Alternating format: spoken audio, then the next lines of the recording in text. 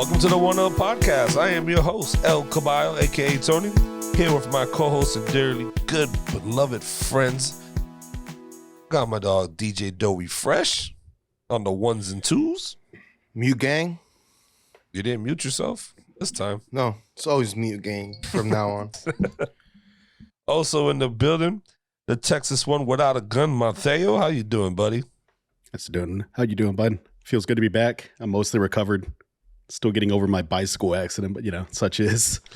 Yeah, that sucks, man. That you fell on your bike. It's bound to happen eventually, right? Like it's bound to happen eventually. So I'm glad that I didn't get like seriously injured. I don't have a broken arm or anything like that. That would be miserable. I mean, that's the way you do it, though. Trying to catch yourself, snap something quick. That's what I've heard. It's happened to Doey, right? It's fucking like scary. Scary. Doey broke both his wrists in one fall. Yeah, that's right. I said, Mom, look, Ma, no hands.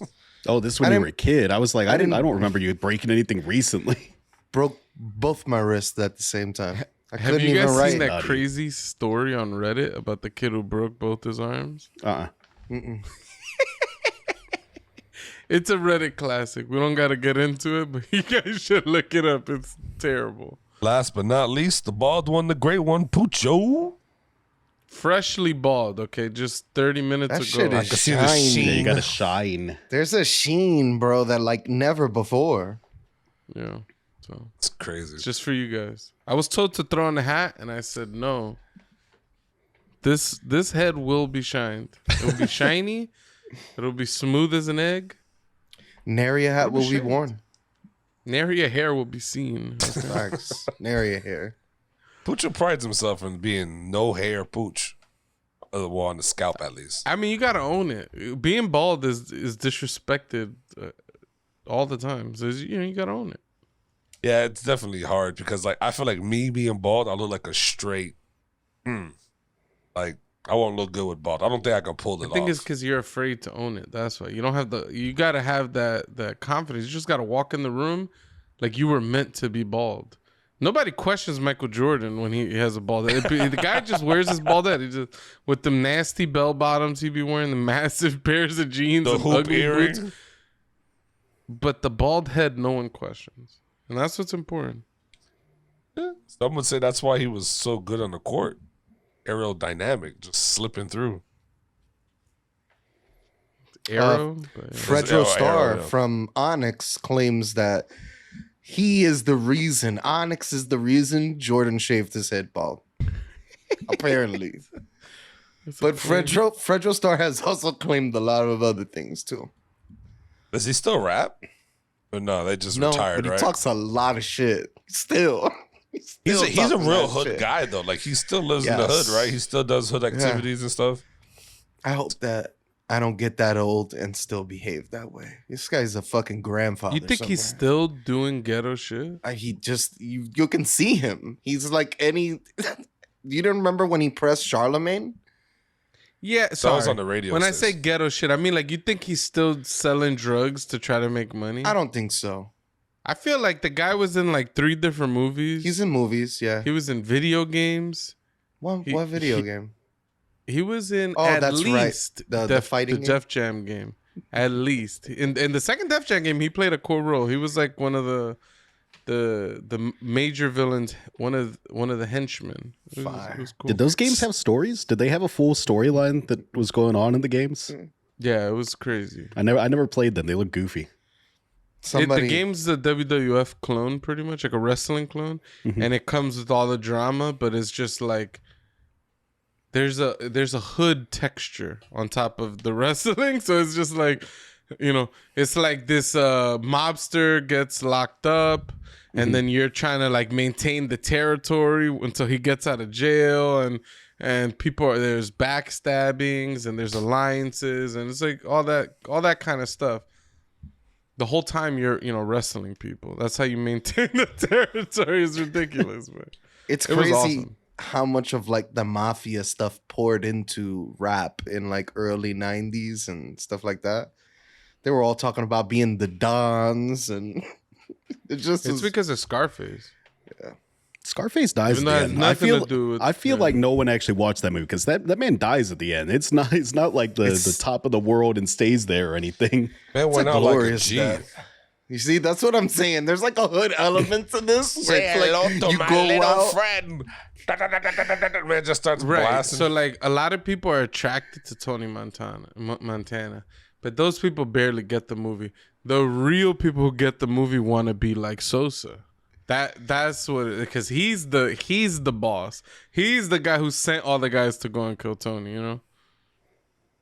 Boss activities, man. There's who's this guy? The rapper. He's like he wants to be like Sosa, right?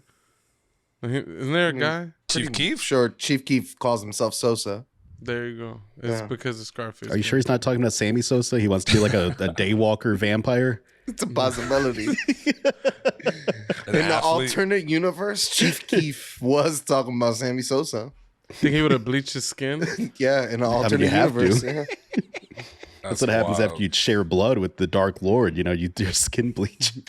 He'd look like one of those, the Matrix, the twins, and like, what is that? The Matrix? The second Matrix movie, the albino twins. Yeah. Yeah. I have no idea what they are. Yo, I did not know that. Rest in peace, Lance Reddick. That he was in Destiny. I did not know that. Everything, dude. Everything, he was in everything. If you like chose a game at random from your library, he was probably in it. If you chose a movie at random, he was probably in it. It's so crazy to me. Yeah, I like now that he passed. It's like I see him in so many things. And I was like, dang, he was in this. He was like the Godfather in Destiny, pretty much. Like he's the voice and all. I was like, he played Zavala, right? Mm-hmm. I always played as a Titan, so I talked to him a lot. Yeah, I was shocked. I'm like, wow, this guy literally has been in everything. And it's kind of cool that he's immortalized in Destiny now. So it's just like, you know, pretty dope. He'll always be Lieutenant Daniels to me. Yeah. Lieutenant Daniels. And from The Wire. Oh. Facts. Wow. You forgot he was in The Wire. I forgot he was in The Wire. I feel like I know most of the plot of The Wire, even though I've never seen a single like episode 2 completion. Wow. I've just seen bits and pieces. I've seen clips that people send me. Like I get the gist of it. I think I get it. He's one of those. You don't get it. You need to watch it. It's amazing. It's important. Did you finish it though? Yeah. Oh, of course. See, The Wire dragged all us ghetto people in because it takes place in the ghetto, and we're like, oh, it's a ghetto ass show. But what the show is about is how sad the ghetto is and how the ghetto-ness perpetuates further ghetto-ness. And it's like never ending. And yeah, it's a really cool. Like, got some iconic actors. Well, I mean, even the baddest man in the neighborhood gets killed by a kid, right? Yeah. In the convenience store, it's crazy. I do like with Lance too. Though there's a couple actors out there. They just have that voice. You know what I mean? Like it's just who's the other guy? The old guy. Dang, what's his name? Are you thinking of the other guy from the John Wick movies? No, the one that plays Al Swearingen, because that guy has the voice. Oh, he does have a voice. I'm talking about even Morgan Freeman. Even his one episode appearance in Game of Thrones, just as that preacher, like it was one of the late seasons, so good, dude.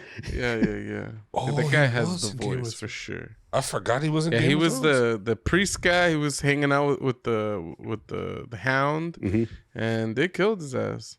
Worked. Poor guy. But yeah, Morgan Freeman's another one that has that voice that just can't. It's very distinctive. You know it's him.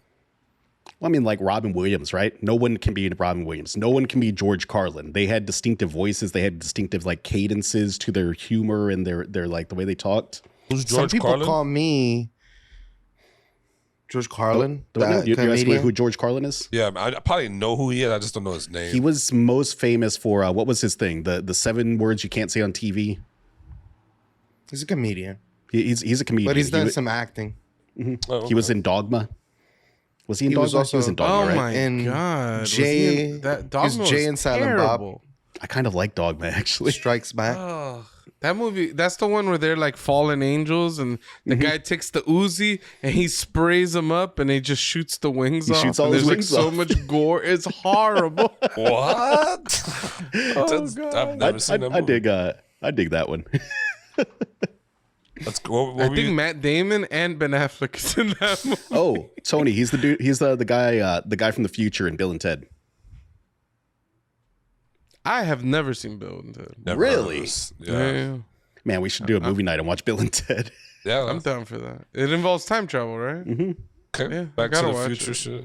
What were you saying though? That you said someone said that you had the voice of what? That was just a joke. Oh, I was gonna say some people It's a call him long the time modern ago, day yeah. George Carlin. The modern day Robin Williams is what he was gonna go for. Oh, is he gonna go for Robin Williams? It's he's better going that for I the- don't say who now, but yeah, we could just wonder. Some people would say he's the modern day Carlos Mencia. oh, Yeah, facts. Ooh, Doughboy's Whoa, voice. facts. You'll accept that? That's okay. I will Carlos accept it only because it is unaccepted as a topic for this for years.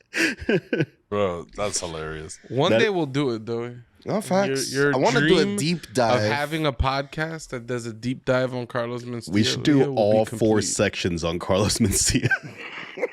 I don't think We gotta there's first no watch way. the video, the Tiger Belly video, See, and then if we started a Patreon, this shit we could put on our Patreon. We could put the stupid, dumb ideas that we don't care about views on our Patreon page. No one would watch.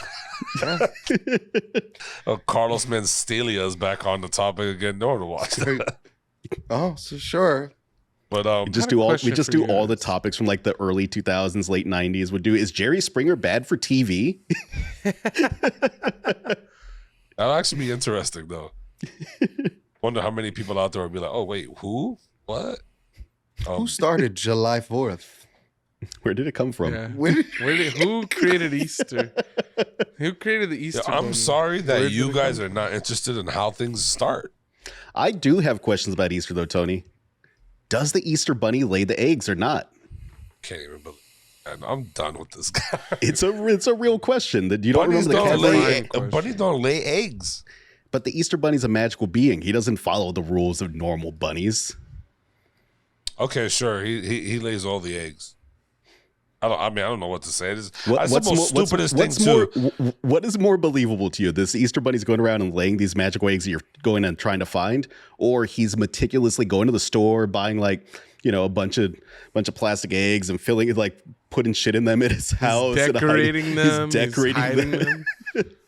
I would believe the first one. There's no See? way this bunny has a bank account and a house to go to with painting and stuff. There's no way. Get out of here. All this magical shit. Where does he get the matter to lay that many eggs, though? He eats a bunch of chickens. Or he steals from the chickens. He's got a chicken farm. Nah, that's crazy. All right, I had a question though. Have you guys seen all these people getting shot? Yeah, There's there was a ton. I was on CNN earlier, and I saw that all their top headlines are all shooting related. Well, what is going on right now? Could not People are tell you, getting dude. shot for no reason. Somebody got shot right outside an HEB, your hometown. dude. Yep. Literally your Really? hometown. I think it was like in Dallas or something, but HEB, that's your home. That was the cheerleader one, right? The 2 cheerleaders that got shot. Yeah, that's nutty. Yeah. I have no idea, dude. Things like this make me say people just shouldn't have guns. Yeah, Facts. some people should. Have not you seen these guns. stories, Tone? Yeah, I've seen that in the Sweet 16. They get 4 Yeah, dead and 16 injured or something crazy like that. Yeah, that sounded like there was a gang situation. Oh, I don't know how you has could shoot to that be. many people. That's- But nah, like these girls jumped into a car and they thought it was theirs, but it didn't belong to them. They saw there was a guy sitting in there. They got freaked out. They exited the car. Then they walked to their car. They sat in the car. And the guy walked up to their window and just aired them out. Poo, poo, poo, poo, poo, and just shot them. And I'm like, if you shot them when they sat in your car, there could be some plausible self-defense claims there. But the fact that you got out of your car to go and attack these people, it's like you're just looking to kill somebody. Or like in New York, these people were driving around. They went down the wrong street. And then they pulled into a guy's driveway to like do a 3-point turn. And they pulled in. And as they were backing out, some Rambo man jumped out on his porch. Da, da, da, started firing. I'm like, what the hell? That's or like wild. there was this little kid, 5-year-old kid playing with a basketball in their front yard. The ball fell into the neighbor's yard. The neighbor came out, shot the kid, shot the kid's two parents, and then shot at like another family member. He shot a kindergarten kid in the face. I think they're claiming that one's racial too. Like there's something, I saw something in that one where they were talking about how there's been some racial tension there, because I think it was a bunch of black people that he shot at, basically, right? No, it's opposite. It was a black man shooting at a white family. Yeah. Yeah, I saw something that was saying there was some kind of racial component, but I honestly haven't read into any of these super detailed or anything. All these shootings made me feel like we're in a simulation, because the first shooting happened with the old white man and the young black kid, and it was like, oh, these people are so racist. We gotta address our racism in this country. I mean, there's an element there. What? There was an element of racism. They let the guy off like 2 hours after he shot the kid, and none of the. Is that where it's coming from?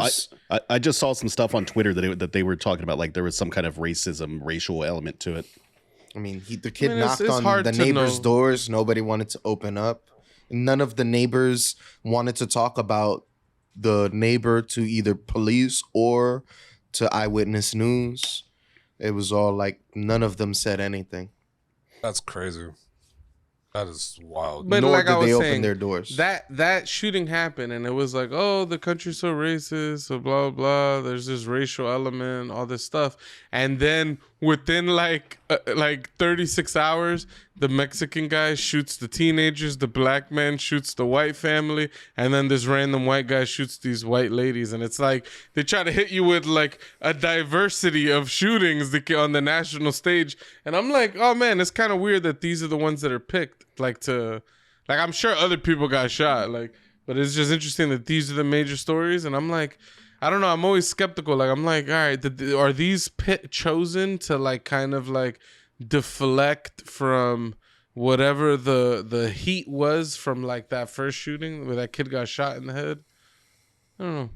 Sad though. Or we live in some crazy coincidence. It's very sad. Or Americans aren't as racist as we think they are, and everybody just shoots everybody. Bullets. These are all possibilities. Those are the only two options there. I don't know if anybody has heard or seen, but this gaming developer company named Drama released a game, an early game, just like a quick trailer of it with the Unreal Engine. It's called Unrecord. It's a first-person shooter, and your view is like the body cam of an officer. My first thoughts, that thing looked real. Like the first like 10 seconds or so of that trailer, like I thought it was just straight up body cam footage. I've never seen a game in such early stages that looks that real. Yeah, it's not. There's no game that has looked this real, because they're not doing conventional like graphics. It's some weird combination of like real footage, and then like they're doing animations on like real people. It's like they're doing like a weird kind of, I don't think they invented the technology, but I think they're kind of, doing some interesting things with it. Well, my first takeaway was like, this looked like mass shooter training. I was like, this looks too spooky. I was like, this is weird. I saw a comment on Reddit where someone was like, for the first 30 seconds of this, I straight up thought this was just some raw footage of a homeless shelter, like shooting or something. Wow. Like, it's crazy. I'm curious how it's going to control. I'm curious how it's going to sell, because I think that there is a growing sentiment to not play a lot of cop games amongst gamers. I would play this game just to see. Like, I mean, it kind of puts it in perspective too. Like, I hope it's just not just entering a building like this. I hope it's like you get in your cop car, you get out, you're doing like normal police jobs maybe. Hopefully, I don't think it might be, but just to give you maybe their side and how. Like, just watching the video, I was already kind of nervous, like peeking at the corner while you're shooting somebody, because when the bullets, it's giving you that weird visual of like incoming rounds and stuff. So I already was like, oh wow, like this is crazy. Like, I think it'll be interesting to play. Might give some of you guys who don't really see why cops do certain things. It might give you a different look if you play it through their eyes, I guess. I don't think a shooter where you're assuming it's going to have the normal shooter mechanic. I don't think a shooter where you're probably going to end the game with a body count of like 150 plus people is the game that's going to change my mind and be like, you know what? Cops should shoot all those people they've been shooting. Not really as bad as I thought they would.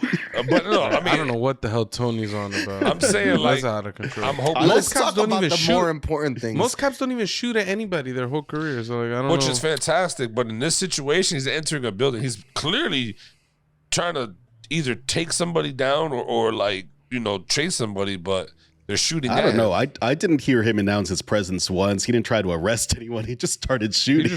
There was a couple infractions. He saw one guy run by. He saw one guy run by, and he's like, "Oh, I'm shooting that guy." I mean, you don't know. Maybe it was already hostile. He already, you know what I mean? Like it's just. It could be. Like I can't dispute that. I just think it's good. It looks so real that I want to try it. And I was talking. Somebody got their hands on like the most realistic shit, and then they're like, "I'm gonna make GoldenEye from Nintendo 64 on it." I suspect the aiming's going to be kind of like GoldenEye. I hope I'm wrong because it does look really good. Like it's fantastic. I want to see some spooky games with that kind of like found footage, like graphic quality. Yeah, like I said, and then I won't play them. I'll just watch other people play them on YouTube. Oh, now you're doing the me thing. That's what I like to do. Certain games, but no, dude, some of the spooky games, man, I can't deal with them. They're too stressful. I was just watching the trailer for the new Amnesia one that's coming out, where you're just in a bunker and there's a monster chasing you the entire time. It looks good and stressful. What's that? That's weird. I don't want to be chased by a monster all day long. This too much stress for no reason. It's basically Outlast, right? Isn't Outlast just running away from people the entire time? Yeah, very weird. Off air, Pucho said that this is not a VR game, but I mean, this would be a dope VR game. I wouldn't mind. I don't even own VR, but one day I will. I think it'll feel weird because the perspective of the game is like from a body cam, not from somebody's head. So I feel like it'll feel very strange to be trying to move your head around and not actually move your vision. I mean, that's a good point, honestly. Yeah. But no, yeah, I mean, anybody. I just want to see Tony try to kick in that door like the dude does at the beginning, just take his entire TV out. If no one's checked it out, up until that kick, what?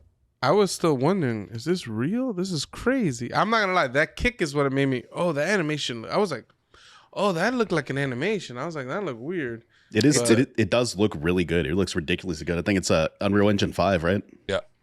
It fooled me for a while. It was up until the point where Mateo said when he started running, then you could see it. I'm like, yeah. When he was running, then that's when you can see like, oh, it's a game. But other than there's a chunk of building he goes through too, and the cuts on it are just too clean. That little like hole in the wall that he goes through. Nah, yeah, for sure. Gaming's only gonna get better. Doesn't like, you know what the downfall is like they get it so realistic on these gameplay trailers and all that, and then you get the game and it's nothing like it. Like, how many games have done that? A decent amount. I mean, Witcher 3 had this like trailer where they showed off this crazy like tracking system, right? And the game wasn't the tracking in the game was not like that. You pressed like you did like an R3 click, and then you saw little like trails of light or something. A lot of misleading stuff in trailers. But if you haven't checked it out, you let that guy talk his shit. Who's the guy who like famously said like Spore? It's the guy who created Spore. It's that guy Peter Molyneux. Peter Molyneux. He talked a lot of hot boy shit. Niggas said 1,000 things would be in the game. Shit would be like one thing. What he said would be in the game. If you haven't checked it out, go ahead and check it out. Because he did it with Black and White. Mm-hmm. He did it with Spore. He did it with Fable. In Fable, he was like, you will plant up a seed and you'll come back 20 years later and there'll be a tree. Anywhere you want to plant a seed, there'll be a tree later. He's like, you'll kill a random thief and his son will grow up to try to get revenge on you. Like this stuff that I was like, oh my God, this is gonna be crazy, and it never really played out like that. Imagine Fable had cool things. But imagine if the game did, though. Every person you killed in the game, their son grew up to come and chase you down. The end game would just be you killing a bunch of dudes' sons. And then their sons, and then their sons, and at that point, you got to just keep going down the family. You might as well just end it everybody. Or you're just going to keep battling. If you're an there's assassin. Tony advocating for genocide. Okay. Just like the Lannisters did to that house in the Winds of Castamere, or whatever that song is called. The Reigns, yeah. Reigns of Castamere. Well, if you haven't had a chance, go check it out. It's on YouTube or anywhere pretty much. You can watch gameplay footage of it, the game. But for our first topic, does every interaction between men come with the threat of violence? Meaning, if you meet somebody or another dude for the first time, are you sizing them up? Are you seeing like if some aggression's coming, or like you can have a fighting or a fight's gonna happen, something's gonna pop off? That a thing for you guys? Doughboy, See Doy over there with the fisticuffs. yeah, he's already trying to fight. He's putting up them gangs in New York hands. He's doing the They're fighting 1920s New people. York style. 1920. I was like, what year was that movie? Like 1840 or It's something. It's 18 Is it super yeah. old school? I was thinking like old school 1920s. So, do you get that when you? Those are some let me at 'em hands. Let me at 'em, she. Why I order? That's pretty good.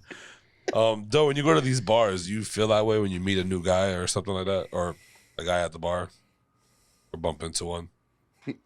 Not until you guys have recently put into my head that I'm at a gay bar now. No, I don't. But I feel like a few years ago, you would run into stuff like that. There's definitely been scenarios that I've been in where I've seen a group of people walk into a bar and kind of have like this energy that you kind of know they're up to no good. Like, it was like that. That's like different though, right? Because this is like the original tweet that we were looking at was saying that every interaction with another male, whether there's alcohol involved, whether it's your boss, whether it's a family member, there's always a risk of violence happening in that interaction. And that's crazy to me. That is so crazy to me. Imagine you're going in for a one-on-one with your boss, and in the back of your mind, you're thinking like, you know, if some shit goes down, I guess I'll grab that keyboard, I'll hit him with it, I'll give him the uppercut. Like, no. I mean, Is it weird? I think about that all the time. But do you think about it because you think it's an actual possibility of it happening, or just because you have a brain that is looking for creative ways to spend its processing power? I think it's a combination. Like, of course it's a possibility, but I feel like the possibility is so low that it isn't worth really like spending time thinking about. Well, sure. But, I mean, like, it's like the multiverse theory, right? Like there's a multiverse out there where anything there's infinite possibilities in the multiverse, right? Like there's a multiverse right now where I'm a millionaire. There's one where I'm living on the street. There's one where I don't even exist. I'm living in India and my name is, something else. Like, yeah, I mean, but yeah, I feel like, especially with strangers, like when I'm interacting with strangers, I'm more aware of especially in like bar settings and things like that. I'm just a little bit more aware that I'm like, I even have some friends that they get too rowdy, in any, certain topics you talk about. Like we have a rule in amongst like my brothers and cousins is this, we don't talk about hip hop. Like a hip hop conversation will get, like a hip hop conversation resulted in a guy threatening to shoot somebody else, like in my mother's house. Like, wow. So like, I think there is always some amount of like, I feel like men are just ridiculous, like creatures. And there's a lot of insecurities. And there's a lot of wanting to show that you're powerful or not weak or whatever. So I feel like when you got a lot of ego like that, I think it increases the likelihood of nonsense happening. I think there's a good point there for sure, right? Because like I think that a lot of men do have more insecurity than they're willing to admit, and it's because it hasn't really been wasn't really in the culture to accept that you were feeling insecure about something. Like, you know, we were told boys don't feel insecure; they don't have to worry about their body and whatnot. I think there's a lot of guys that have issues like that. Like I think there's a lot of guys that have those like deep seated insecurities. Yeah, I think I do agree with that too. Or sometimes, bro, it could be the complete opposite. You go to a bar and you're talking with somebody and another dude just gets next to you. And like you said, it's a stranger. You don't know what he's on. You don't know what his mindset is. And you're going to have your guard up. I don't think you're going to necessarily think like, if he even says something, what is the quickest way I can knock him out? I don't really try to think like that, but it's more like a defense. All right, I'm going to stand a certain way. I'm going to have my posture a certain way.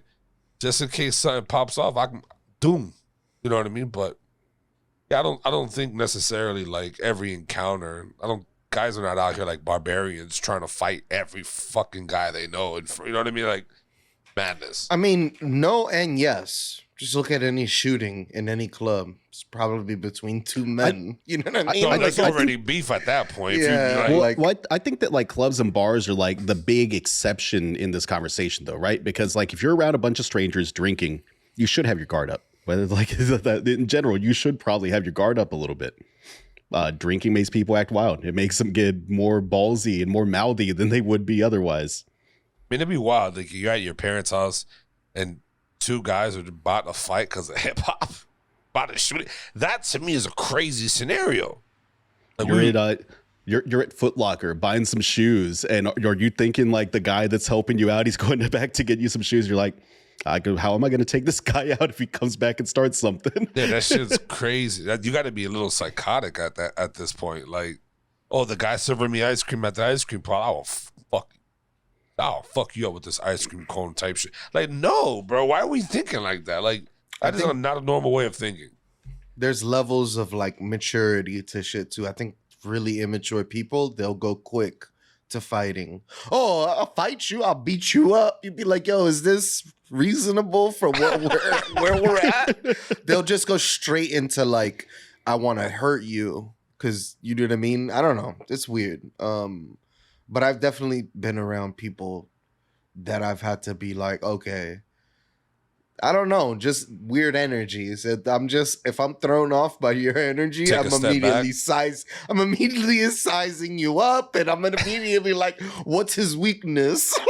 Yo, Doughboy sizing somebody up probably has to be the funniest shit I've ever seen. Because I'm not like that, but but then you'll be like, this kid's processing something in his brain. What's going on in there? I want to see your face. If I was ever at a bar and Doey was about to get into a fight with someone, I would be so confused. I would be absolutely baffled how it had possibly gotten there, because I've never seen Doey be aggressive with anyone except when we were walking in the bike lane that one time. That's right. I gave her a sassy. And there was another time when I was young, but like I said, immaturity. There was this white guy who was staring at me at the bar one time in Florida at Flanagan's. I think it was, not sure who I was there with, and then I got really stupid with him, and I was like, what are you looking at? And I was and I think the guy was like, yeah, we can go outside and figure it out. I'm like, yeah. It was like an older white guy.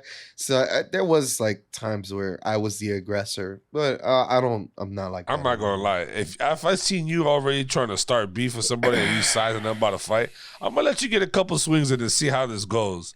But once I see you, that shit going left and you're losing, I'm gonna have to step in. At that point. I appreciate that. Yeah, I'm gonna let you get your little licks in, right? But if you try to swing and he just bops you, and at that point you just fall and give up, well, ain't no put that though. That's the ultimate homeboy thing. Is like, yeah, you're gonna shoot the fair one until you're getting your ass whooped, and then we kind of gotta jump in to save you. All right. I mean, Pucho's mentality is fuck all that shit. We jumping right off rip. We ain't wasting I was just thinking, I'm like, if Doey's getting to the point where he's like about to fight somebody, I'm like, Doey's typically a pretty nice guy. I'm like, this has gone left so hard. Yeah. It's about to go down. I'll just sucker punch somebody. I'm too old to be fighting people fairly, okay? I mean, I can hit hard. I will hit you, and you won't see it coming, and you're going to go down. And then that's it. We don't got a problem. Why would you risk your life? I mean, there's a point there, honestly, because in the age of like the 24/7 like surveillance going on all over the place, people whipping out their phones the second they see any drama, it's better if we just, knock the guy down and book, like get our ass out and leave. Pucho standing there, Doughboy starts arguing and swinging.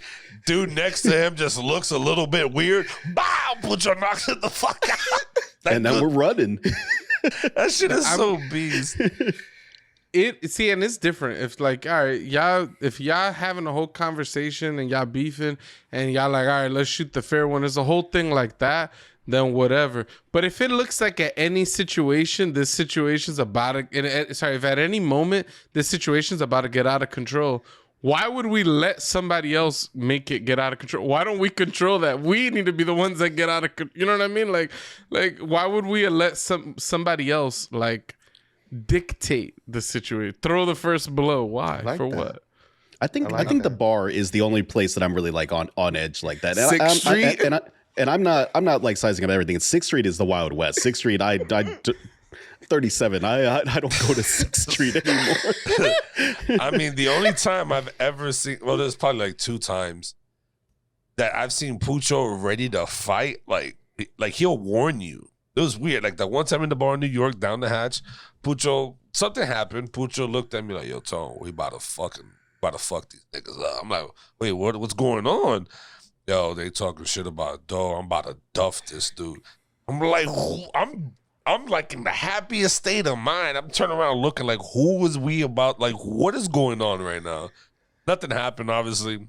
The other time playing basketball. It's like a game of telephone, though. You got to let at least one person know.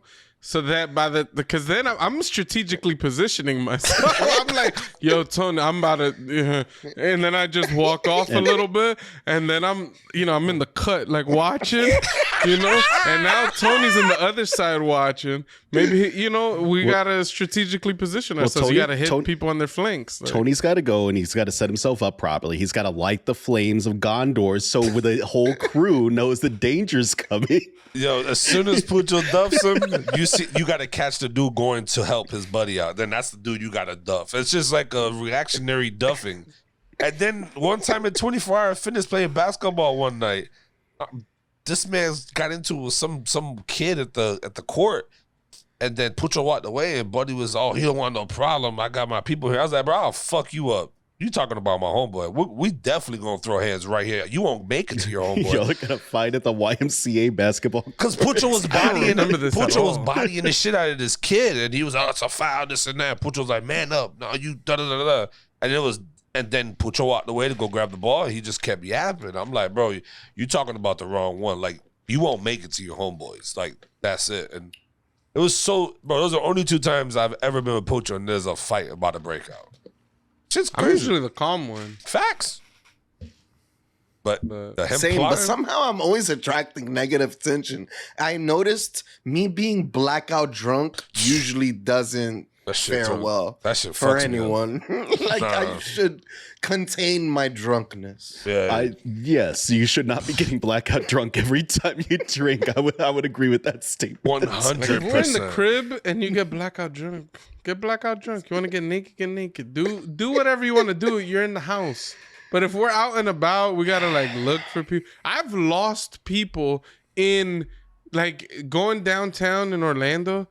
There's thousands of people like packed into like 3 blocks. It's like madness. It looks like New Year's Eve Times Square. If you lose somebody, they're lost. You're not finding them. You're not like, unless you happen to spot them at a place y'all were at or something. But if they're in the sea of people, it says you're not getting them back. It's gone. And it's like, and then you end up pulling them off a stretcher somewhere later on. Bad things happen, all right? Bad situations happen. The point is, let's not attract negative attention. Let's stick together. Let's try to spread love. Doughboy blacked out. I don't know why Doey attracts negativity. Tony, one of the most negative people I know, be attracting nothing but positivity. All day, Every baby. time we go out to a bar, somebody wants to. I say nothing but positivity. There's a lot of shit talking. Tony actually makes me more uncomfortable than most people, because most of the time when people come up and start talking to Tony, it puts me on edge. Because there's this weird rapport. Like they start, you ain't gonna do that. And they're like talking about like a sport. I'm looking at them like, how serious are y'all taking this right now? like, I know Dolphin fans that'll die over someone slandering Dan Marino. Like. How serious is this conversation? I don't fully ever know talk that. about my dog, Dan Marino. Nigga, fuck Dan Marino. Put his ears spark up. Beep. It's about to go down. But nah, yeah, I think I'm out. When I'm drinking, I'm positive as fuck. I'm happy. Let's just chill out. No fighting shit. Just as certain people, you gotta watch. It's just trigger words. That's all it is. It's all trigger words. But Pucho warning you, and then he's planting his feet, getting his shoulders straightened out. The man's about to hit somebody with the instant Kamehameha. This is a wrap, but he's going down. Like, yeah, no, Doughboy's bad to go out and he gets blacked out drunk. He disappears. It's because I started drinking when I was 25. All right, I didn't really shit to drink. do with that. They ain't got All right? shit to do with We that. need to just put an air tag on Joey whenever we're going out somewhere, and then we can just find him. Yo, that is a fact, bro. Because he disappeared. I'm tired. Because I be getting Irish exits. My cousin's tired. He wants to go, man. Smoking a cigarette, like, bro. That's a classic that would never leave me, bro. Can you believe we sent Joey's blackout drunk home on the train by himself, though? Nobody wanted to go home. In my defense, I didn't know he was blackout drunk. He was just like, I'm tired, and he just like, I'm leaving. I just thought he was tired too. It wasn't until he told us that he fell asleep on the train. He's like, yeah, dude, I was blackout. I don't remember any of that conversation. It's wild. I don't remember nothing. Like me blaming my cousin, telling like that's how you like clearly I was like blackout, because I wouldn't normally do something like that. And he was our tour guide down that whole strip where he was our tour guide. Man said, I'm out. I'm like, damn. Pooch was like, yo, we might as well cop a bottle and head back to the crib. And I was we ended up at that gay bar in the Village, right? Yeah. For like a quick 10 minutes. Pussycat. Yeah. Place is cool. I like that little slaughtered lamb or whatever the hell that place was across the way. Right it outside had down like the a hatch. pirate. Yeah, it was like a pirate theme. The security guard was cool as hell there. It was just a bunch of old people there. I would go there and order my old man drinks and chat with them a bit, and then come back to the bar. Yeah, that. Like I said, that was a whole vibe. But yeah, like fighting and scoping things out. You enter a bar, you gotta kind of look. You gotta look around, and be like, all right, where's the hoodlums, or where's the racists, or where's you? There's key things you look for. You just try to stay away from it.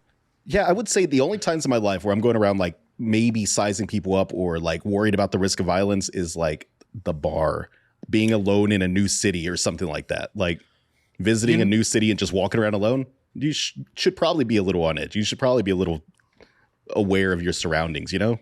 For some reason, if you're like at a boxing event, or if there's fighting on TV, or if there's some sort of like MMA, for some reason, everybody in the room becomes a badass. I'll knock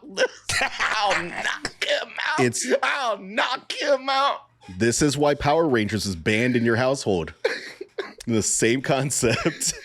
I used to fist fight my brother when the Mortal Kombat theme started. Mortal Kombat! And just start throwing blows. It was terrible. Blocking, parrying things. It's like, I don't know what a parry was. Did y'all remember that a part of that song, the Mortal Kombat song, is just them listing the names of the characters? It's just like Liu Kang, Kano. I don't remember, but I do remember that beginning part though. Do you know there's a part of the song where there's just a guy going, Mortal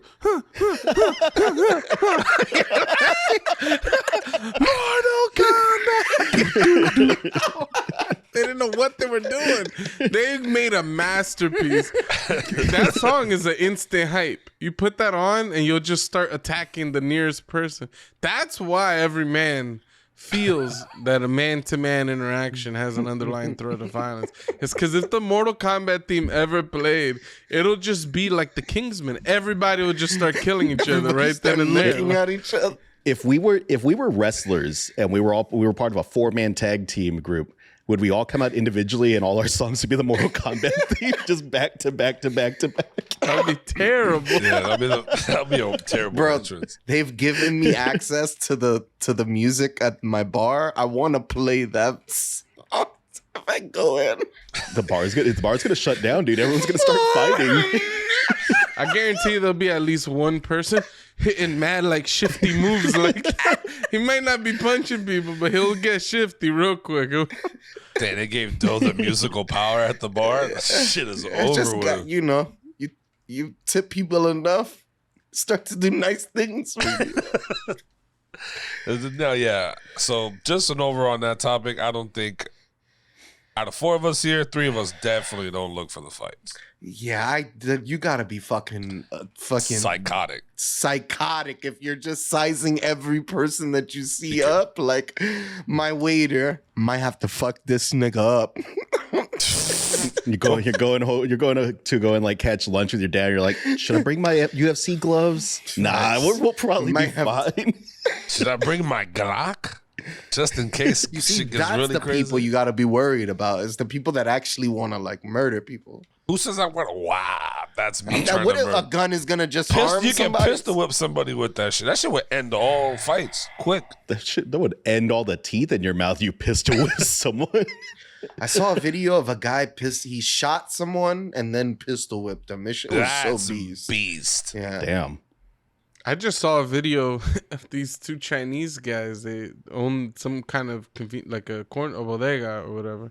And some lady just ran behind the counter talking about, these are my cigarettes.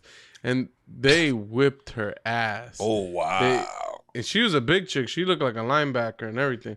But like the Chinese dude whipped out a gun and he was like ready to shoot her. And then one of the people in the store was like, nah, don't shoot her. And he was like, and he just started punching her with the gun. I was like, this is ridiculous. Damn. And they just started beating her ass. I was like, this video's insane. You gotta send me Like one that. dude, they had her hemmed up and he was hitting her with mad uppercuts, and the other dude was like punching her like in the hip and the ribs with the pistol. And I'm like, that is not a good pistol hold. You're gonna shoot her by accident. Like, Is That's that wild. Were they shorter than her? I'm assuming that they had to jump her. she was bigger than them. When she walked in, she grabbed one of them Chinese dudes and slammed him. And I was like, nah. oh, she's about to lay this dude out.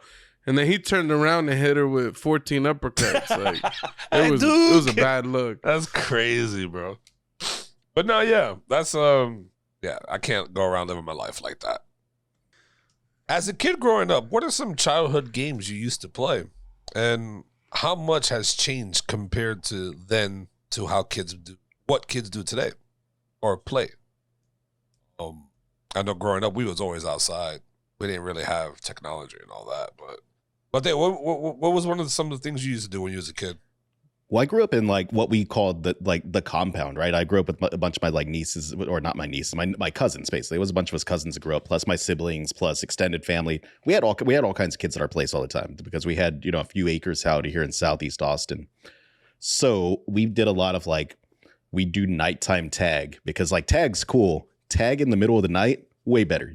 Especially when you're like hiding behind cars and things like that, so much better.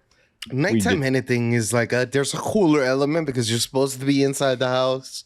You're not. It was probably Manhunt we were playing, honestly. We just didn't live in a neighborhood, so we didn't have any kids around that called it Manhunt we were playing. But, we did a lot of that. We spent a lot of time outside. We spent a ridiculous amount of time outside. I was actually just telling my my boss today on one of our calls because he's somewhere where there's a heat wave currently.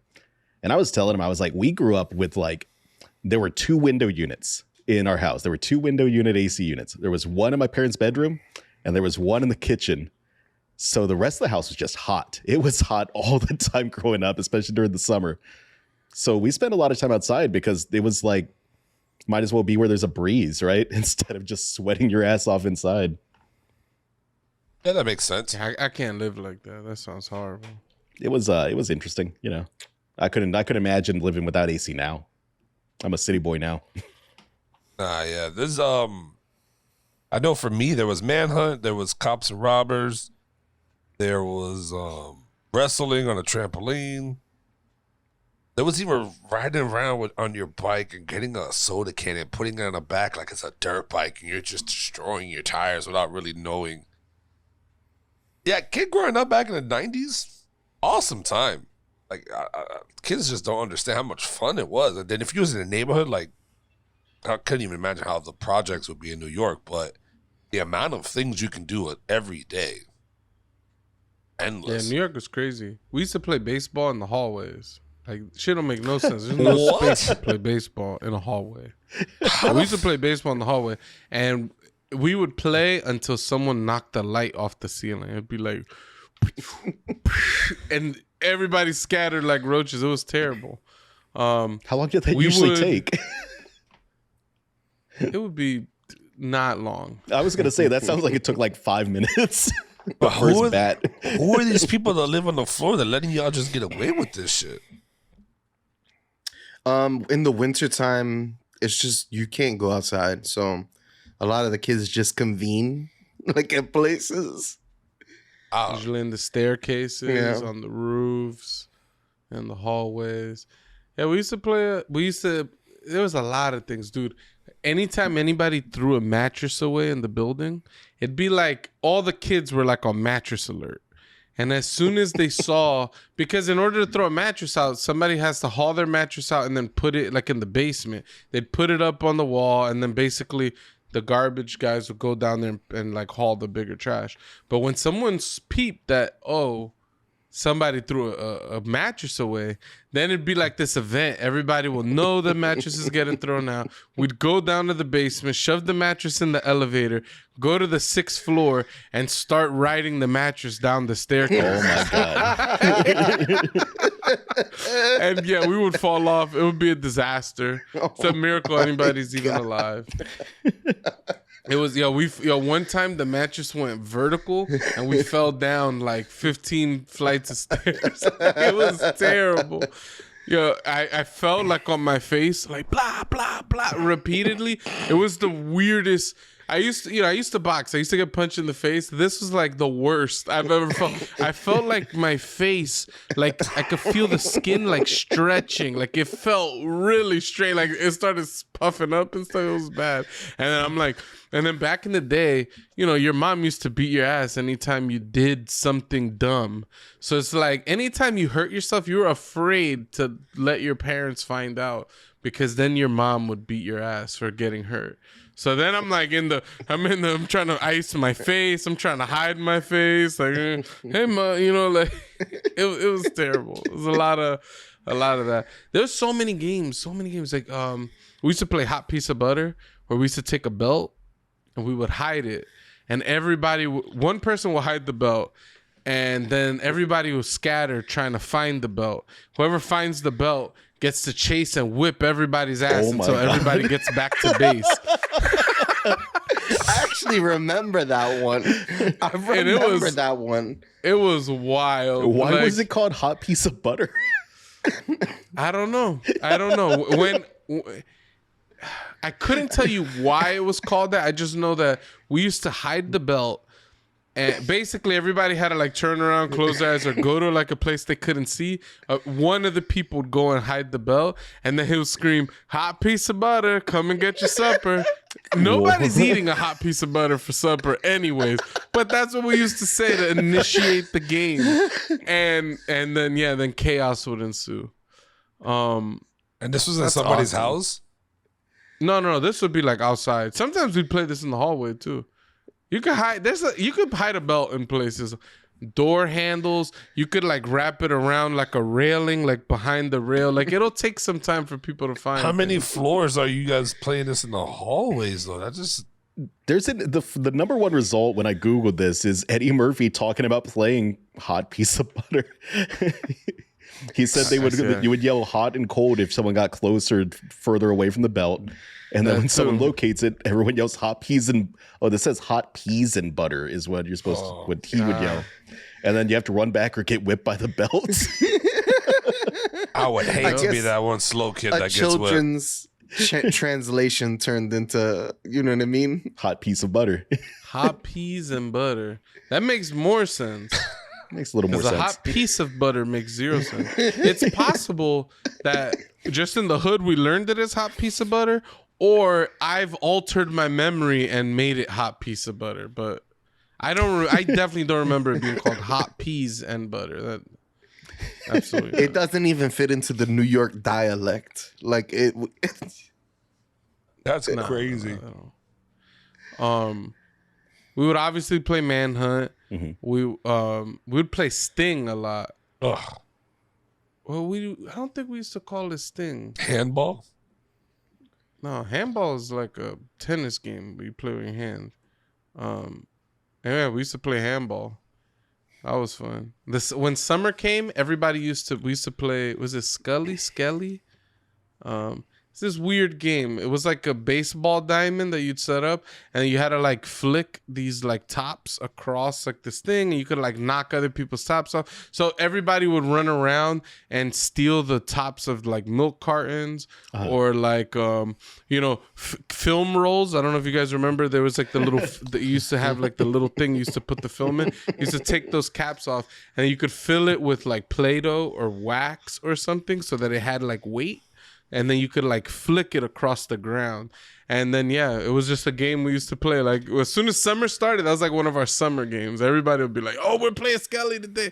Everybody would run around trying to find tops. And it was this like weird excitement of being a kid that like, I'm not a kid anymore. So obviously I don't experience it, but I don't see the kids around me experiencing that either. They're just on their phones, and something about that is sad. I don't know. I see your daughter in the background, pre-recording sometimes, and she's got that childish wonder where she's playing like games that just make zero sense. They don't make any sense to an adult, but they're entertaining her. No, absolutely. But I think you're right. The kids probably grow out of that a lot faster now because at some point you, as the parents, shove an iPhone in their hands or an iPad in their hands. Now it's like, oh. Why am I going to play these games when I could just play, Angry Bird or whatever? Well, it's way more dangerous now than back then. Back then, you used to be outside all night. Your parents would just yell at you to come in. Nowadays, parents don't really. It's like a thing that you don't want your kids outside without you watching them type thing now. And that's interesting because the world is safer than it's ever been. Yep. No, that's what I was about to say. The world is definitely not more dangerous. It is dangerous in different ways. It's dangerous in ways that really break a lot of older people's heads too. Like, I mean, even think about like when the internet first came out and our parents were like, shouldn't talk to any strangers on the internet. You shouldn't talk to anyone. It's like, don't even tell them your real name. Don't, all that shit. And look at all four of us here who wouldn't have a podcast or a friendship currently if we had actually listened to any of that advice we were given. Facts. For sure. I think we also came up in that era where super protective, like, because of how the crime was. It was like, also they had that nightly shit. Oh, it's 10 o'clock. Do you know where your children are? I forgot about that. Yeah, that was really the beginning of all this stuff, is that like in the 90s, there was like this huge scare of like, your kids are going to get abducted. And people just got so scared that their children are going to get abducted that now kids just are sheltered by their parents. They don't play outside and things like that. Like, yeah, Luca loves being outside. Like, I can't get him to stay inside. He always wants to be outside. But yeah. At what age, because this is the real test, at what age would you feel comfortable letting Luca go to the store by himself to go get something? Well, if Luca tells you, in Florida, you can't do that. Yeah, in Florida, like, how are you going to get down to the store? You got to take the whip. I guess when he's 16, 17. I remember walking to the store. It was a trip, but we had to, you know what I mean? Yeah, it's different. New York, if I lived in New York, I would say like 12, 10. kids are way younger than that. I don't live in New York. I'm just guessing. In New York, I've seen an 8-year-old or like a 7-year-old out on their own in the bodega buying stuff. When I was 5, I used to force my mom to let me walk to the barbershop alone. I wanted to walk in. I wanted to be a man. When I was a child, I wanted to walk into the barbershop by myself, go up to the barber, be like, yo, I used to get the baldy. I used to get the one all around as a kid. I was been bald my whole life. Standard cut. Yeah, the Caesar, $5. Get out of there. Yo, for some reason, Pucho's childhood sounds so much cooler than mine, at least. Nah, I guess he just did all the normal New York kid life. When you came down here, Pucho, it was different, right? Obviously, there was like more. You had to travel more to do things, I guess, and Yeah. A little bit. When I first moved to Florida, I lived on H Street, which like right by that like Haitian church. The church on H Street. So there's still like there's a 7-Eleven down the street. There's like a Burger King. The Burger King on Second. There's a couple little things. So I still used to walk around a little bit when I first moved to Florida. But then when my mom they actually bought a house, we moved into more of like a neighborhood, you know what I mean? And it was just houses and yeah, that you had to walk blocks you had to go to that store on 6 and like Remember? D Street. It was so ghetto. I think it was that's so ghetto. ghetto. Oh my God. And, I think it was G.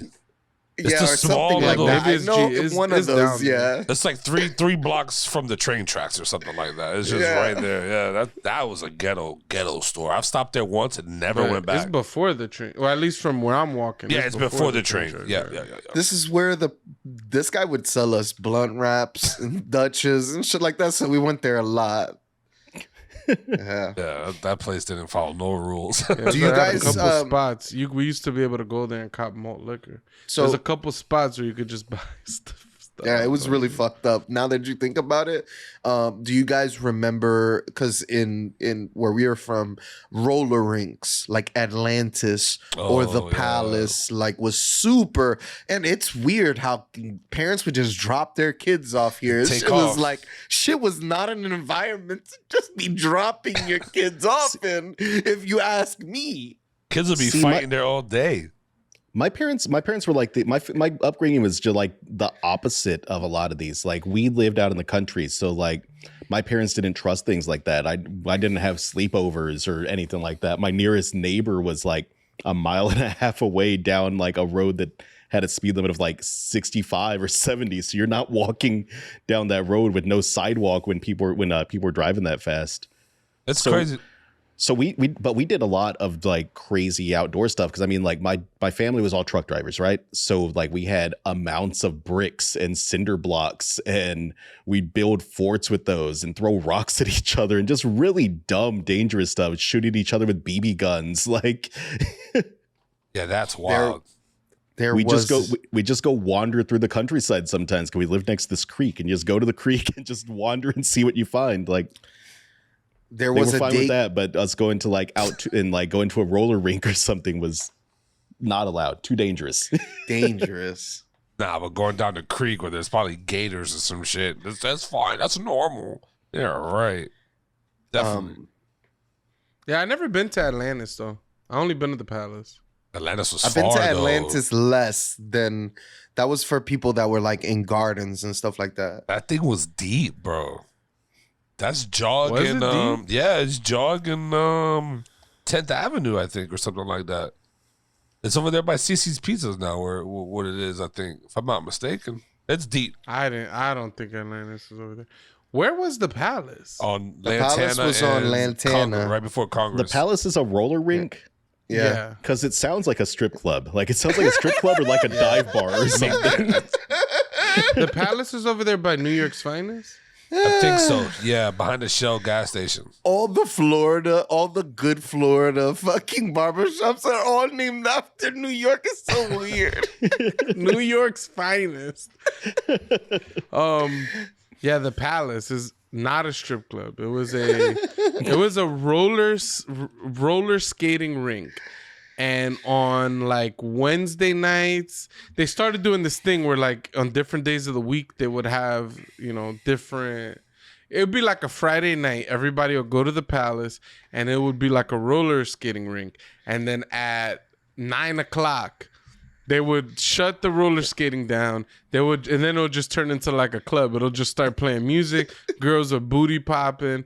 Dudes just posted up on the walls trying to look all cool. Like, while it was Sammy, the spot. while the little kid Sammy, I like the way you look at me, was playing in the background. All these little teeny bopper songs. Is this like they had this thing here in Austin where there were certain nightclubs that would have like teen night. That's big in Florida. And it would just be a bunch of like teenage kids going to the club to dance, I guess. So you'll go meet your girlfriend or get to fill on the chick you like or fight some dudes that you have beef. You go there with your It was crazy. It seems like just such a bad idea. It just seems like the worst possible idea you could come up with. And then the Palace came out with the dungeon. Oh, something. I don't know if you remember. dungeon. It was like a room they added where like Black light. instead of waiting till 9:00, it was pretty much once they opened, you could go straight in there, and it was just like a club, and it was like dark, and they wanted the little kids to get in there and start hunching and stuff, That's wild. That's It was weird. a little wild in there. Very weird. Very weird. That's super weird. But I mean, I guess when it's when very 90 weird. Imagine going up to your business partner and being like, I've got an idea. What if we got some teenagers, some really horny teenagers, we just put them in this dark room in the back of our roller rink? What happens when that's all your revenue is from these little kids, bro? Like, Yeah, I'm pretty sure the Palace shut down, right? yeah, it's no longer Right. It's gone. And Atlanta shut down too. Yeah. I think the only thing keeping that place alive were those nights where every single middle schooler in Palm Beach wanted to go to the Palace and eat cheese fries and corn dogs and sodas, hit up those arcade machines. I played so much Crazy Taxi in the Palace. Like, It's a solid game. That's a solid it was game. cool. It was an experience. Going to arcades was also like a thing of the past but I mean, this place still exists, right? On 10th Avenue. I'm sure you're taking your kid there. It's Fun Depot? Fun Depot. Oh, Fun Depot. It's still there. Yeah, it's still there. I haven't taken Luca there yet. It's where but where the fun lives. Okay. I guess. I used to go to Fun Depot a lot. Same. Not a lot. I used to like harass my parents to take me and spend money.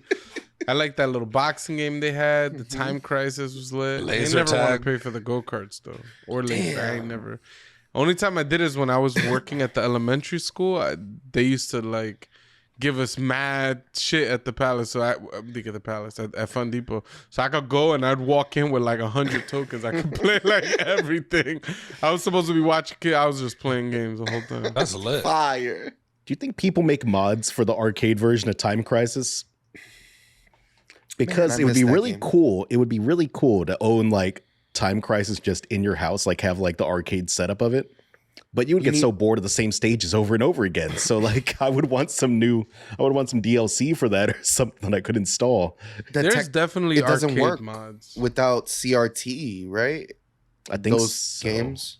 I'm not positive. I think they require that, right? They have old televisions in them. Yeah. Yeah, I don't know. But Yo, Enter the Gungeon. They just came out with a cabinet. Fucking fire. I've never wanted to waste $6,000 like so bad. Like I think it's like $4 or $5 grand. But with shipping and taxes, I'm like, yo, I'm begging my bar to fucking get this thing. a closet?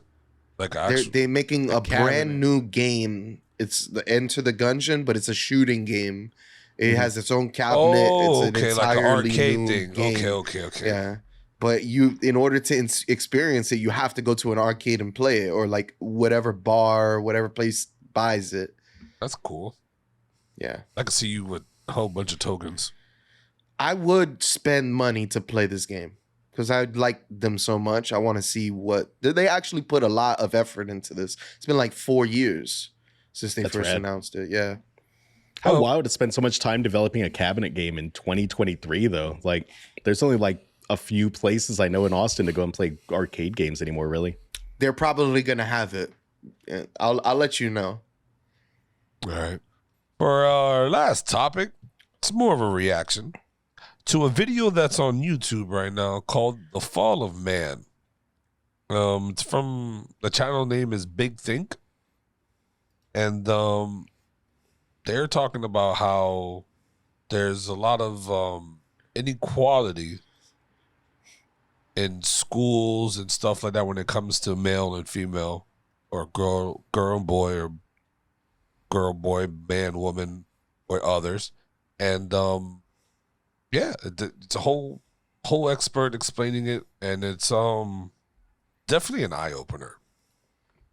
I know we all have seen the video here. Doughboy's the one that found it, so Doughboy, give us a little bit of background on this. A little bit. Yeah, I watched the video a few times now, and I think it's interesting that in less than, since when they speak about it respectively. In the beginning, he says, a lot of people told me not to make this because even in talking about it, it's kind of like a hot topic. You don't want to take away from the women's movement, women in, because it still feels like they're breaking boundaries even to this day. But what he's saying is like writing about men and boys. It's a controversial topic, which I agree. I don't understand why it's so controversial to speak about men. I feel like it in itself threatens people. I don't know why, but I just see it like happening. So what he's saying in this video is in the last maybe 40 years, I think in the 70s, in the 60s, late 60s, we allowed women into colleges and women into, rightfully so, they got, you know what I mean? We've integrated them into schools, into colleges. And what we didn't expect is for them to zoom right past men. Like men were performing at a rate and women just outperformed men in scholastics and all sorts of ranges, and even in the workforce. And they're saying that that's for a lot of different reasons. And in the video lists a lot of the different reasons. What are those reasons? This expert he talks about how men don't develop as early as women. So a lot of the times when boys are doing even the same schoolwork, or like we don't really think about our GPAs being important. We don't really feel like, and I kind of agreed because I didn't think about these things till late in the game. I even like I they pushed me through grades even. I underperformed a lot in school, so I don't know. I also feel like some of the reasons he gave about boys should start a year later than girls, I thought that was interesting. Red shirting the boys, having them start school a year later than the girls so that they could develop, because boys aren't as mature as women just due to natural causes. We don't really like develop till like we're 14 or like start maturing, when girls hit puberty much younger at like 9, 10, 11. Boys aren't, sometimes it's like 16 years old.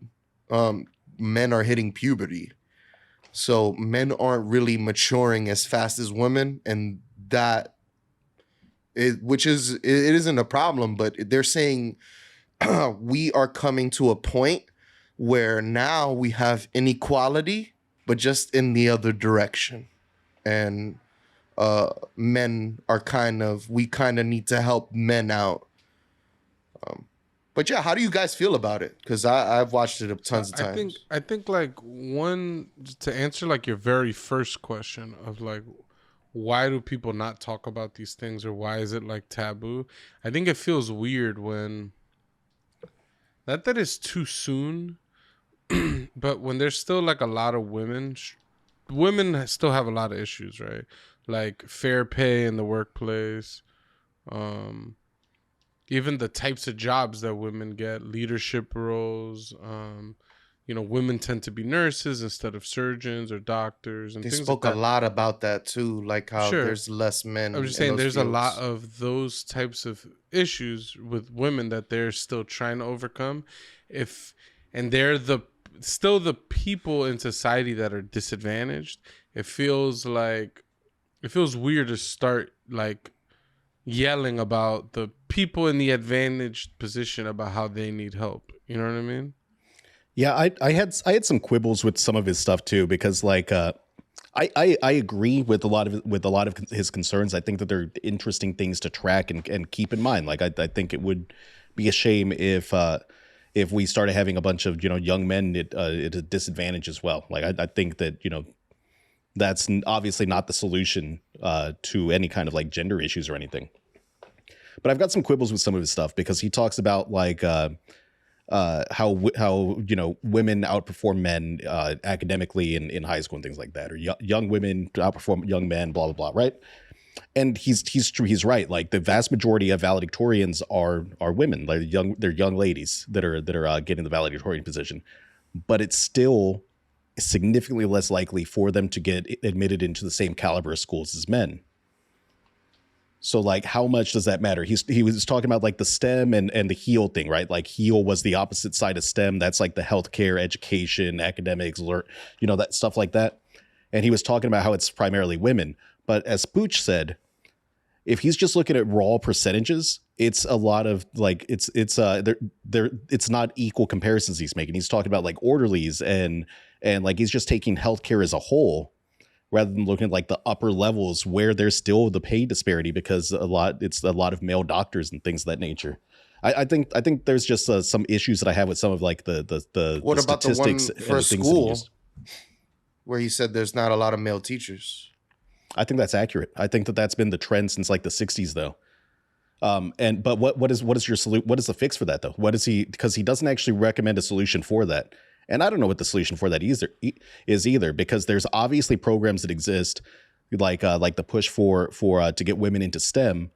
There are pushes like that. I've seen nursing programs that specifically like target, men, and I don't know what the solution is. I've seen it here. They put men on the posters now for nursing and stuff like that instead of putting women. I've seen that. But my main frustration with the video was I actually liked the video because it was informative in terms of like showcasing basically the trends of society, where we're headed, what potential problems we may face, things like that. I was a little frustrated that he said, oh, we're going to talk about the causes of the fall of men, but then he didn't actually talk about what caused any of it. He just talked about the situation itself. Well, there's not a lot of people in healthcare. There's not a lot of men in healthcare. There's not a lot of male educators. There's not a lot of males in the household. And there's not a lot of males going to school and graduate. Not a lot of and all these issues are going to compound into men just performing worse in society. He never got to why any of that was the case or how we should solve any of it. Like Mateo said, like maybe he doesn't have the answers. And some of that I had issues with because he had that whole spiel where he talked about how due to women no longer having to stay married to men or no longer feeling trapped because they can, earn their own income and things like that, which he did say was a good thing because obviously, it is a good thing that women are not forced to be in marriages anymore. But he talked about how 1 in 4 of them would not see their kids again or just something like that. He was giving the statistics. I watched it once. I didn't like recognize it a lot. But then he started talking about like suicide in men and how the rates are higher and blah, blah, blah. But there's a lot of factors to that, right? Men are also more likely to be gun owners, and gun owners are more likely to commit suicide. And there's a lot of other factors than this guy committed suicide because his kid was no longer with him. No, but I don't think they had anything to do with having your kids around. Maybe he did say that. Yeah, he introduced it in the same section, so it felt related. If that wasn't his intent, he should have organized the video a little differently. But that's the way it came off. You could look at suicide around the world, where gun owners are not present, and it's still men that kill themselves more than women. And I thought what he said about men feeling useless and men feeling unworthy, I think that's like a huge, I've had to grasp with, am I useful? Who am I useful to? What is my place as a man? Like questioning my identity, because what it is to be a man and what it is to be, it's like warped now. It's not really, we don't really have the same place or that our grandparents did, or even that our fathers had. Thank God we don't, though. You know what? The old timey times, they fucking sucked, dude. And there's my confetti blast. Yeah, but the old timey times, virtue signaling. Like, that's, of course, like, nobody has to. No, I'm not even talking about the treatment of other people. I'm talking about in general, like this. The reason why the things were broken down so much is because household chores took so damn long to do. Washing clothes took longer. This is why there was that breakdown between. Why is talking about it so controversial? Why does just talking about where do men belong spark that rage in you to go the other way? I had rage. No. The spark, whatever you call that, like to go the other way. Is weird that when men even just talk about being men, it's like, well, you should feel that way, because then it's like, all right, well that doesn't really solve our question. I didn't say you should feel useless. I just think that the idea of a man is changing. We've had this conversation. We had this conversation about what makes a man, and it is changing because you're not seeing these breadwinner symbiotic type relationships as much anymore, because the times are changing, and that's fine. That's good. That's the progress that we want. But men don't. My question is, why does your entire identity have to do with whether you're able to provide for someone else or not? Why does your entire been men's role? Even in look at history. It's never been my role in my life, and I don't try to hold myself to historical standards. It's instinctual. Like there's things further that are encoded in us. I don't think that there's levels to things. Yeah, I don't know if it's encoded. Yeah, no, I think we have instincts as men and women. Women reproduce. Women have a want to reproduce, and men have a want. It's like, but you. That's weird to not see it like that. You don't think so? Like, just science tells you those things. I think you're looking at history tells you those things. Absolutely. You're looking at it like an oldies We're perspective. Mammals. Like, we are mammals. We want to reproduce. That's our thing. Right? Like, science will tell you certain things. Like, there's not like, there's biological imperatives from like a species perspective and things like that. Yeah. But I think that like one of the ideas that I always heard about what separates us from animals is our ability to not succumb to all our animalistic instincts at all times. Like, sometimes we can't do that though. As humans, we've seen people not be able to do that. I don't know. I haven't read anything about like it's encoded into men to want to be protectors. I feel like that's more of cultural a nurtured thing. Like, society tells us we need to be that way. That's why we're that way. Well, society is changing. What society tells us we should. So if you grow up feeling one type of way, and then society changes, and then like if you have a hard time grasping, real quick. Yeah. So because I kind of agree with you. Like Mateo's saying that he's never felt that he needs to be the breadwinner, right? And or anything like that. That's cool. As a society, though, men are raised and told, and even that's even perpetuated in dating. There's a lot of women that expect men to maybe not be the sole breadwinner, but to be the person making more money. Like, and maybe that's just the cultures I grew up around and things like that. But there's I've spoken to plenty of women that'll be like that they would lose interest in a man, or they would look at a man less if he didn't make a certain amount of dollars, if he didn't make a certain amount more than she made or something like that. I feel like those are still like a mindset that's like stuck in the past, you know? And I feel like it's a combination of women weren't allowed to work, 50 years ago or 60, 70 years ago, whatever.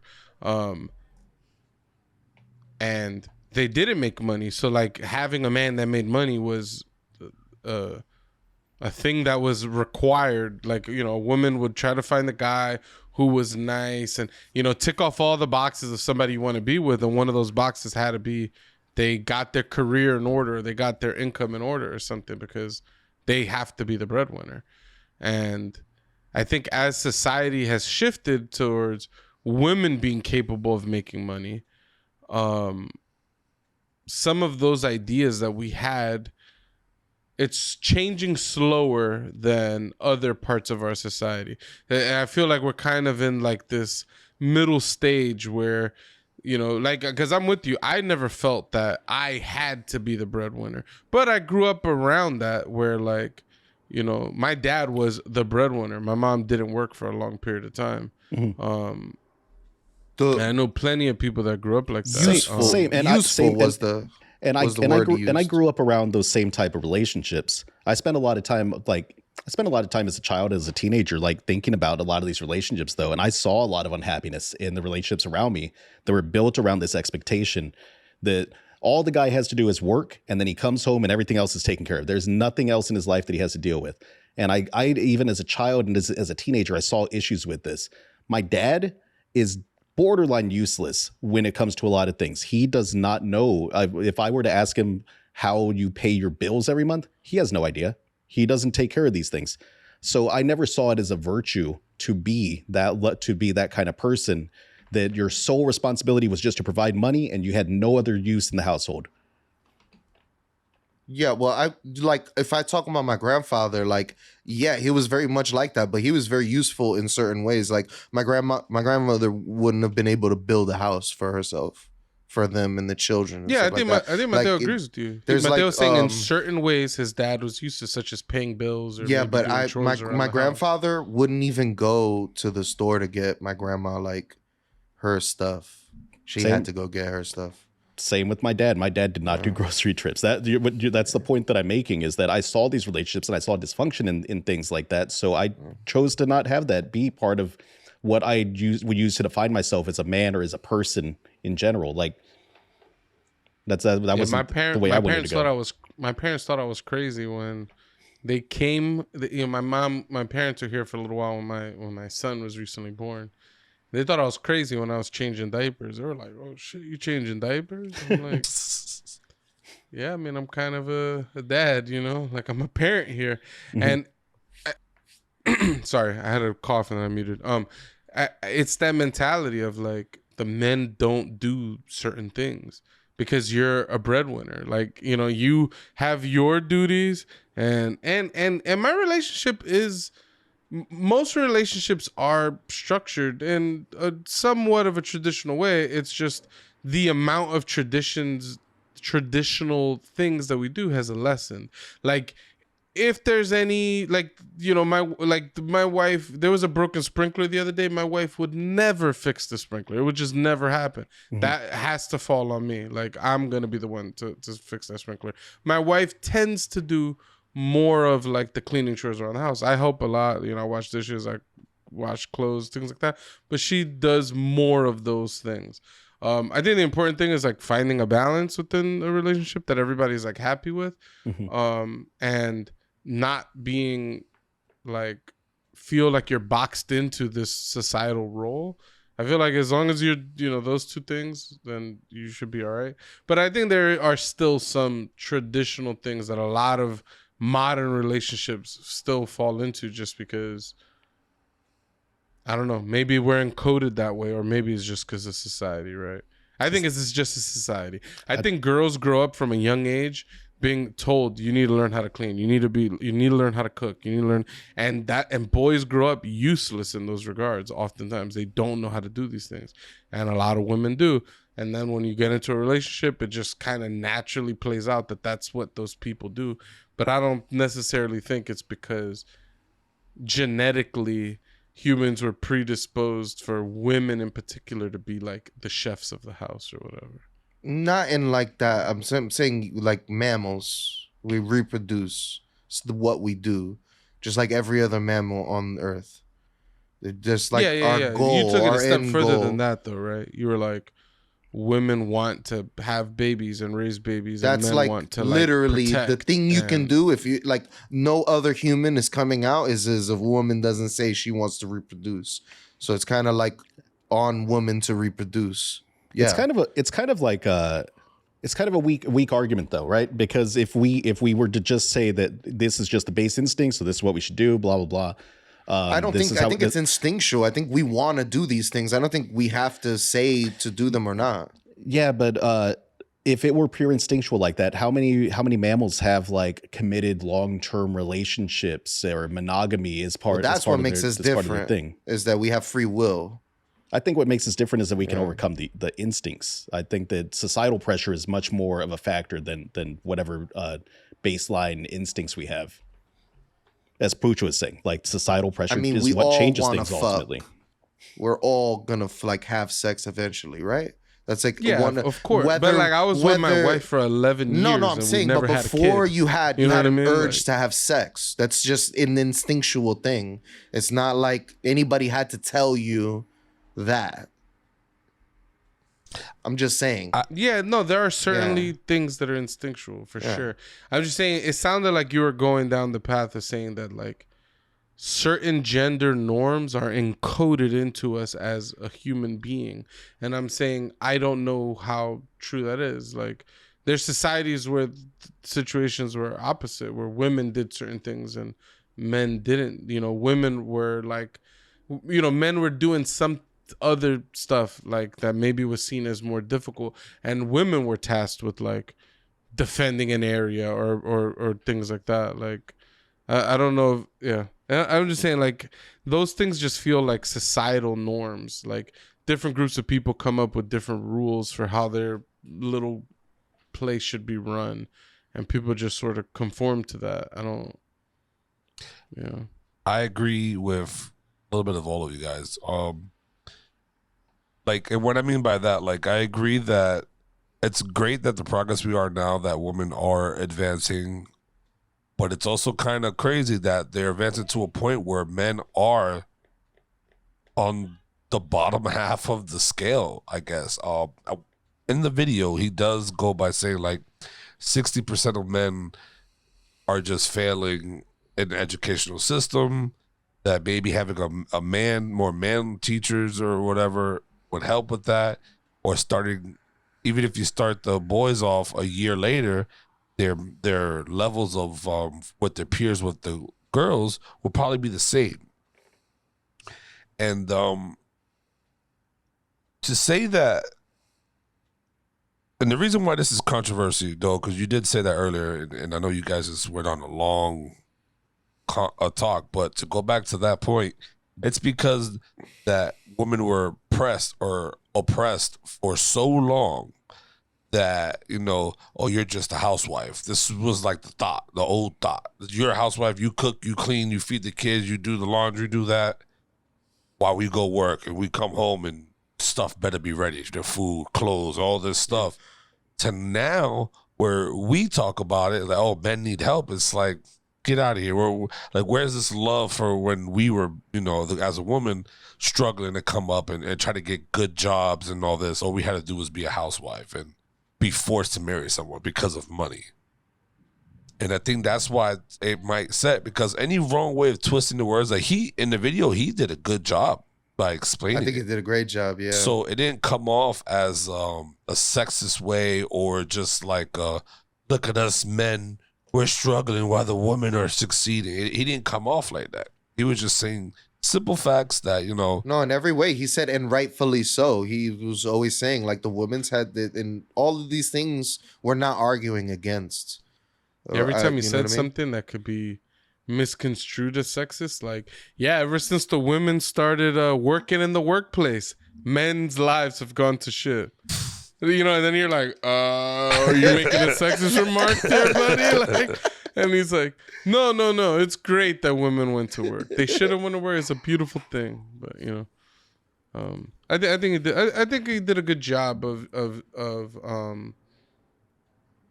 showing up, displaying a problem. Everybody has problems, right? And there's still issues that women deal with. There's issues that men deal with. I do see a lot of people on like more like the liberal side that they don't want to talk about men's issues. Like in their minds, men still have it so good that there's no point in trying to address men's issues. Yeah, I think that's an issue. I disagree personally, with the sentiment, but I think a lot of people feel that way. It's like, why are we even speaking about helping men when women still need to be pushed through, which I'm not stopping them from. I'm not saying that we shouldn't continue to push women forward, but why leave the men behind? And what good does that do, everyone? I mean, there's definitely some failing in young men. That's why things like Fresh and Fit and Andrew Tate and shit like that is so appealing to a lot of these lost young men that are feeling, as you said, useless and worthless and things like that. But a lot of it, I don't know what the solution is, because a lot of it is just the society has changed. Culture is changing. You're like, I don't know what the solution is to get them on the right side of that or to help change their thinking. But I know that there is definitely a problem, and I think it needs to be talked about. Yeah, more awareness. Sure. Yeah, it's sad that a lot of boys are still raised with the mentality of like, dude, you just got to go to school, get a job, you'll get the girl, and then it's like all these dudes are bringing to the table is money. Yeah. And when you're bringing it to the table with somebody who now also has money, you don't look so appealing anymore. Like you're not bringing much. It's like, nah. It also was like every story we've ever been told since childhood through Disney, through whatever it was, is like that was the story of patriarchy, and like that's literally like the shit we were fed. Oh, you know what I mean? You're gonna get the girl, and you know what I mean? All these rom-coms, they fucking, you're at the end of the day, you harass her enough, you're gonna get her. Yeah, that's wild too. If you ever watch like the Nick Cannon movie, what was it, the Nick Cannon classic? What is it? I forgot. He just harassed. Don't cost a thing. I don't know. I don't think that one. That one he did some OD thing. He changed his whole personality, created this entire persona just to get with the chick. Yeah. And at the end, he went back to being the nerd that he was, but he got the girl. You know. But even in like the Winslows and shit like that, like the nerd didn't cut it. He had to be the Chad version of himself. To like get the girl. Yeah, Steve Urkel wasn't like getting Urkel. nothing. But Stefan, ooh, you know, Stefan used to walk into the room and the soundboard went, ooh, like everyone you didn't know Stefan was hot. Okay. I personally like the Kung Fu Steve Urkel. I don't even remember. It might have been Stefan in like a karate gear or something. But every now and again, you'd get like Kung Fu Steve Urkel, and he'd be kicking ass. Yeah, that show took too many wrong turns. They went off the rails. I do feel like more conversations like this do need to take place and bring awareness. Equally elevate both parties. For sure. Because, you know, guys take a lot of things in. Like, most guys are not, they don't express their feelings. They don't, you know, don't cry this, don't cry that. There's also a level of intelligence that, you know what I mean? Like, men aren't as intelligent as women sometimes. And there's even like a level of intelligence speaking. Sometimes these Andrew Tates, they speak to that level of intelligence and shit like that. The Fresh and the Fits, they'll put enough beautiful women in front of you. You'll forget even why you're tuning in. You're like, oh, look at these beautiful women. It's just, they play to the immaturity of men. So men can be very immature. Yeah, for sure. But, ladies and gentlemen, you stuck with us through this entirety of this episode. Hit that subscribe button. They don't. They stop. They drop off in about 5 minutes or so. I've been looking at the analytics. Like, Hit the subscribe button for those who do watch. We're doing this for the Beaumonts, for the Tedleys. Facts. For the Tedleys of the world and for the connoisseurs. For the People that Tanyas. tune in. does our boy Broshi still watch, or does he just watch on our shorts? He is an avid. He likes all of our stuff on Instagram. He still watches. Like, yeah, shout out to Broshi, bro. He's the original fan. He's the OG fan. The OG fan. The OG fan. Shout out.